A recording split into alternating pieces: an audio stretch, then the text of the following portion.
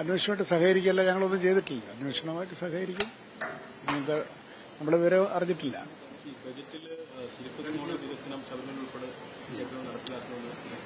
അത് ഒരു വളരെ ശുഭോദർക്കമായിട്ടുള്ള കാര്യമാണ്. ഗവൺമെന്റ് കൂടി നമ്മൾ ചെയ്യുന്ന അവിടെ ചെയ്യേണ്ട പ്രവർത്തനങ്ങൾക്കൊരു ദിശാബോധം തരുന്നതിന് ഈ ബജറ്റ് തീർച്ചയായിട്ടും നമ്മളെ സഹായിച്ചിട്ടുണ്ട്.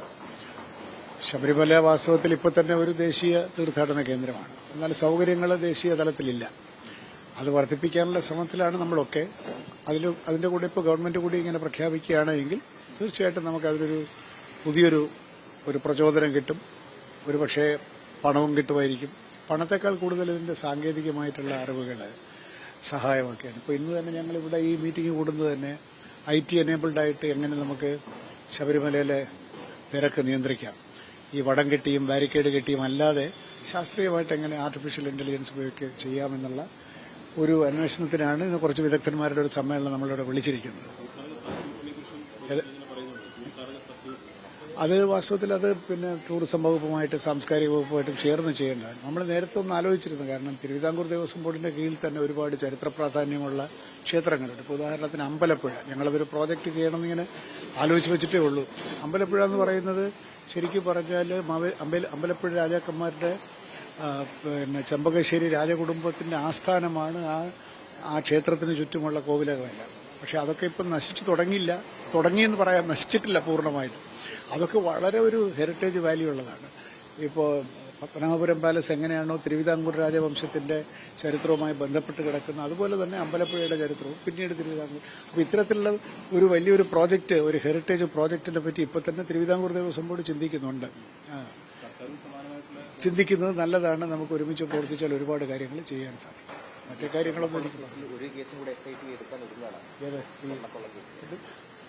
കൊള്ള എവിടെയൊക്കെ നടന്നിട്ടുണ്ട് അവിടെയെല്ലാം കേസെടുക്കണം. അത് അവസാനിപ്പിക്കുക എന്നുള്ളതാണ് നമുക്ക് പ്രധാനം.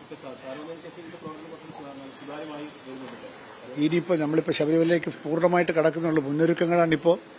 ഇനിയിപ്പോൾ അത് വളരെ പ്രത്യേകമായിട്ട് നമ്മളൊരു വിഷൻ പ്ലാനൊക്കെ ഉണ്ടാക്കിയിട്ടുണ്ട്. അത് കോടതിയും അംഗീകരിച്ചിട്ടുണ്ട്. അതിനകത്ത് ഗാർബേജ് ക്ലീനിങ്ങിന്റെ കാര്യമായാലും ശരി, എല്ലാ കാര്യത്തിലും ഒരു പുതിയ സമീപനമാണ് നമ്മൾ ഉദ്ദേശിക്കുന്നത്. സാധാരണ പരമ്പരാഗതമായിട്ട് അവിടെ ചെയ്തുകൊണ്ടിരിക്കുന്ന ചില രീതികളുണ്ട്. ആ രീതികൾ മാറണം. ആ രീതികളാണ് പലപ്പോഴും വേണ്ടാത്ത വാർത്തകൾ വരുന്നത്, അഴിമതിക്ക് ഇടം കൊടുക്കുന്നത്.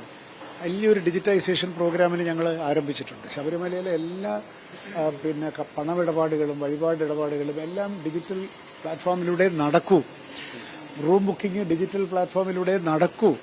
ദർ ഈസ് നോ ഓൾട്ടർനേറ്റീവ് എന്നുള്ള നിലയ്ക്ക് അത്ര കർക്കശമായിട്ട് ചെയ്തെങ്കിൽ മാത്രമേ ശബരിമലയിൽ ഒരു സുതാര്യത കൊണ്ടുവരാൻ സാധിക്കൂ. പ്രധാനമായിട്ട് ശബരിമലയിൽ സുതാര്യതയും ഈ ക്ലീനിങ്ങും തന്നെയാണ് ഏറ്റവും പ്രധാനപ്പെട്ട.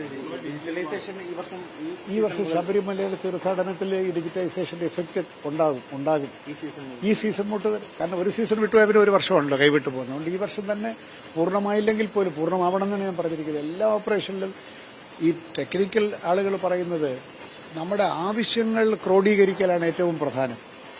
അല്ലാതെ സോഫ്റ്റ്വെയർ ഉണ്ടാക്കൽ വളരെ എളുപ്പമാണെന്നാണ്. ഇപ്പൊ അതിന്റെ ചർച്ചകൾ നടന്നുകൊണ്ടിരിക്കുകയാണ്. Thank you. കൂടുതൽ വാർത്തകൾക്ക് news 18 Keralam YouTube channel subscribe ചെയ്യുക.